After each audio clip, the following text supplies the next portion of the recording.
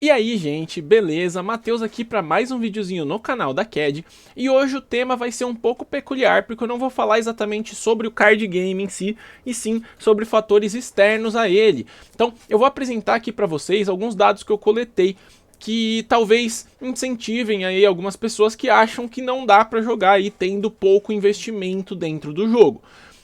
Bom, o que eu fiz? Nesse último formato que começou aí no lançamento da última Main Collection, que lançou o Crystron, eu comecei a... Eu comprei o Crystron e eu comecei a monitorar um pouco mais seriamente os meus gastos e tal com o jogo, para ver o que eu tava realmente ganhando ou perdendo em termos de ali condução, inscrição, coisas assim, né? Premiação, quanto que estava valendo a pena ou não, né? E aí, tendo todos esses levantamentos, eu achei bastante interessante agora, que virou o formato novamente, depois de aí 2 meses, eu vou comentar aí com vocês essa tomada aí, que eu acho que vai ser interessante, principalmente para quem acha que realmente não é uma boa você começar a jogar o jogo ali, não ter carta cara e não conseguir chegar em lugar nenhum. Bom, gente, primeiro, o deck que eu joguei aí durante esse formato, eu joguei durante 2 meses, foi o Crystron, e eu escolhi o Crystron especificamente porque era um deck extremamente barato. Eu tava aí com condições extremamente baixas, eu não conseguia pegar um deck caro, né? E aí eu olhei o Crystron, vi que ele tinha algum potencial, comprei o deck. E aqui tá a primeira informação aqui, ó. Eu gastei R$ 315 para montar o Crystron, e eu lembro que foram R$ 315 inflacionados. Por que foi R$ 315 inflacionados? Porque eu lembro que muitos dos gastos que eu tive foi crédito em loja que eu já tinha de outros momentos. E aí, por exemplo, eu lembro que eu paguei R$ 130 no Link 1, que hoje, se você for ver, ele tá 40 conto, tá tipo uma diferença muito grande de valor, né? Então, com certeza, ele vale menos do que R$ 315. Eu gastei inflacionado porque eu queria pegar nos créditos na loja e logo no lançamento, sem pesquisar muito. Então, realmente, eu meti a faca em mim mesmo ali. Bom, vou até mostrar aqui pra vocês. Aqui, a decklist que eu mostrei aqui no canal que eu tava utilizando. Então, para comentar aqui com vocês, esses R$ 315 foi basicamente a parte do deck de Crystron em si. Vocês vão ver aqui os milagres do Paint, que o que o Paint pode fazer aqui por nós. Então assim, eu tô considerando essa primeira linha inteira, essa segunda linha inteira, eu tô considerando aqui essas cartas, eu tô considerando aqui basicamente o extra deck quase inteiro, exceto 2 cartas. E aí, bom, o que eu já tinha aqui desse extra deck? Eu já tinha essa SP que eu vou considerar como staple, assim como no main deck eu já tinha essas cartas aqui que eu vou considerar tudo como também staple, que por sua vez eu acabei não precisando gastar, né? Então se você realmente não tem nada dessas cartas, você vai ter um gasto maior para você montar um deck, porque todo deck vai a algum tipo de staple e tal, que meio que não conta no preço do deck, digamos assim, né? Então se você for somar aqui todas essas cartas, deve ter talvez ali uns 150 reais em carta aqui, somando todas essas hand traps e essa SP. Uma das cartas especificamente, eu basicamente não comprei em momento nenhum, que foi o Typhon.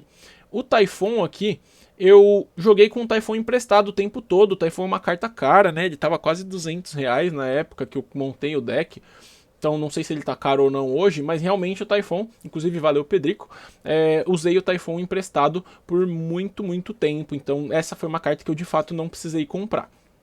Tirando isso, tudo que tá nas linhas vermelhas aí, eu comprei junto de uma vez por R$ 315. Então, bom, tá aí o meu gasto com o deck, que eu acho que foi importante aí de eu trazer esse dado. Aí a gente tem do final de janeiro, que foi quando lançou isso aqui, né? Se não me engano, lançou dia 23 de janeiro, até o final de março, que foi onde eu fiz aqui. A gente já tá na metade de abril nesse vídeo que eu tô fazendo, né? Mas esses dados estão salvos aqui desde o final de março. Então vale ressaltar aqui, de abril pra frente, não tá computado aqui. Por exemplo, né? Sei lá, semana passada aí, anteontem, eu ganhei o semanal lá na Duel, aí foi mais duzentinho aqui, eu não contei aqui para as pontuações. Então, vamos lá. Nesses 2 meses, eu supus que eu joguei mais ou menos uma vez por semana, e às vezes um pouco mais, e aí eu chutei um pouco alto aqui, então considerei que eu joguei 15 torneios durante esses 2 meses, o que é plausível aí, né, tipo, 2 meses a gente tem umas 10 semanas dentro disso, considerando que começou um pouquinho no final de janeiro e terminou no finalzão de março, enfim. E algumas semanas, às vezes, tinha 2 torneios que eu jogava, né? Aqui em São Paulo a gente tem semanal todo dia, então às vezes eu consigo jogar 2 vezes por semana, porque eu jogo ali geralmente no sábado e no domingo. Então, às vezes teve semana que eu não joguei nenhuma vez, mas teve semana que eu joguei 2 vezes, então considerei uns 15 torneios. Em média, a gente gasta, eu considerei R$30 por torneio, porque tem alguns torneios que a inscrição é um pouco mais cara, alguns que é um pouco mais barata. Eu chutei uma média de 30, porque geralmente você paga de 20 a 25 na inscrição de um torneio, mas se for um torneio um pouquinho maior, com uma premiação melhor, você vai pagar um pouco mais, né? Às vezes 40, às vezes 50, às vezes 80, sei lá. Dependendo do quão bom for o torneio, né? Bom, eu gastei, em média, 450 de inscrições. Então, R$450, tudo isso de inscrição. Lembrando, isso foi diluído ao longo de 2 meses, né? Então, foi ali jogando toda semana, gastando, pagando inscrição, R$450. Além disso, por torneio aí, eu gastei, em média, R$15 por torneio de locomoção, né? Considerando que eu gastei ônibus e metrô pra ir, ônibus e metrô pra voltar. Não sei como é no lugar que vocês vivem aí, qual que é o tipo de locomoção que vocês usam. Como eu sou daqui de São Paulo, isso dá, geralmente, uns R$15, um ônibus metrô, ida, ônibus metrô, volta. Isso dá R$225 dentro de 15 torneios. Então, eu contando tudo isso, eu contei um gasto total de aproximadamente R$750. Esses R$750, então, eu arredondei um pouco pra cima até, inclusive. Esses R$750, então, foi o que eu precisei pra conseguir jogar. Então, esses R$750 ao longo de 2 meses foi, tipo assim, pagando inscrições e pagando condução, que é algo imprescindível. Eu não contei aqui, por exemplo, almoço e coisas assim, né? Porque, por exemplo, apesar de eu ir jogar e aí eu almoço lá perto do local do evento, isso eu não considero como gasto do evento, porque se eu ficasse em casa eu ia ter que comprar minha comida e comer do mesmo jeito. Então, não considero nessa conta. E aí, com esses R$750 gastos aí, eu somei aqui a premiação que eu ganhei. E até agora, vale ressaltar, eu descontei aqui também um valor que eu sempre compro 2 refrigerantes quando eu vou jogar lá na CAD, e eu sempre compro um energético quando eu vou jogar lá na Duel. Então, sempre que eu vou jogar um torneio, eu gasto ali uns R$10 por torneio só por existir, porque eu gasto alguma besteirinha, e aí eu somei também esses 150 aí no gasto, totalizando aí um gasto de R$900. Com isso, no total, o que eu ganhei de premiação até agora nesses torneios, nesses 2 meses aqui, só, né, nesse intervalo de 2 meses, foi R$1.700 de crédito das lojas. Então, R$1.700 para 900, pô, a gente tem aí um gap de R$800 que eu ganhei a mais do que o que eu gastei. Lembrando que eu não tô contando aqui o valor do deck, tô considerando só o valor do gasto do deck, do gasto com os torneios, porque o deck é uma observação interessante, né, que eu, a qualquer momento ainda tô com o deck, eu posso vender o deck e reaver um pedaço do preço do deck. Então, não considerei aqui o gasto do deck em si, porque é um gasto, digamos que fantasma, ele não é gasto. Você compra o deck, você adquire ali esse bem que você vai poder vender em momentos posteriores e recuperar um pedaço do seu dinheiro. Às vezes menos, às vezes mais, dependendo da valorização ou desvalorização do deck. Bom, com isso, então, foi um lucro bem grande. Não estou falando que todo mundo que quiser vai pegar e jogar por 2 meses e fazer R$800. Não é o que eu estou falando. Lembrando, esse dinheiro aí que eu consegui tem toda uma questão envolvida de que, por exemplo, eu jogo há bastante tempo, eu treino bastante, eu tenho muito tempo aí de desenvolvimento dentro do jogo, de querer realmente focar ao máximo para treinar e jogar o melhor possível, para ganhar os torneios. Então não adianta nada você fazer essas contas e você não topou, não ganhou nenhum torneio, não ganhou nenhuma premiação. É claro que isso aqui eu tô dando um dado mais para incentivar as pessoas que estão querendo começar a jogar competitivamente, para mostrar que realmente aqui eu tô considerando que você jogando no seu dia a dia, dá para você ter lucro sim no jogo, se você for jogando bem, se você for jogando bem os torneios e topando eles. E aqui também mais uma observação, eu não contei o regional de São Paulo que teve aqui, que por sua vez tem uma inscrição muito maior, uma premiação muito maior, então destoaria aqui na minha análise, né? Então eu não considerei o torneio regional de São Paulo, eu considerei só aí até esses torneios semanais que tem toda hora.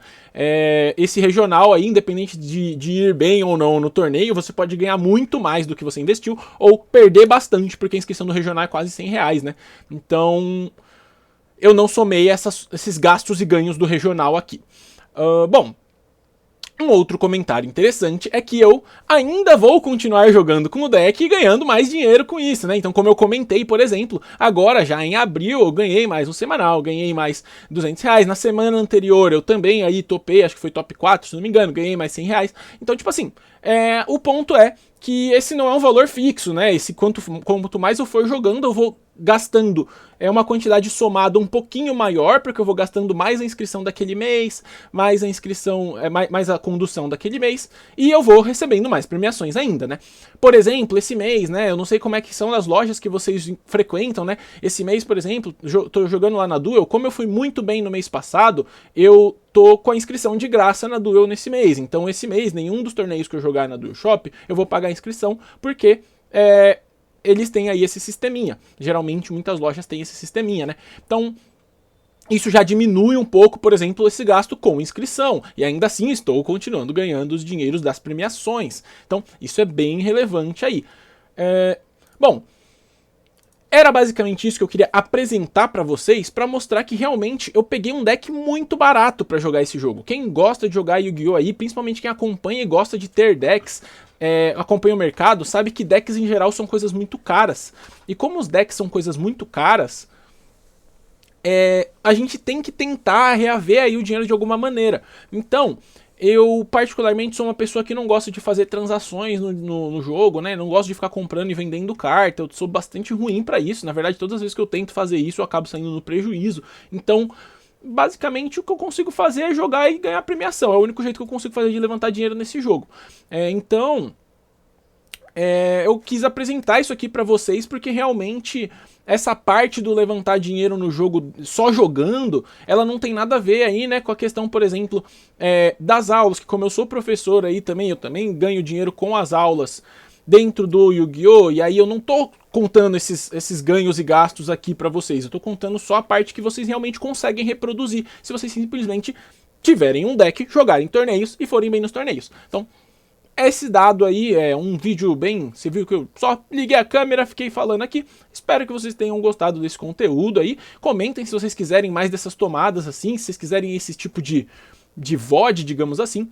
E muito obrigado a todos que viram até aqui. Até uma próxima.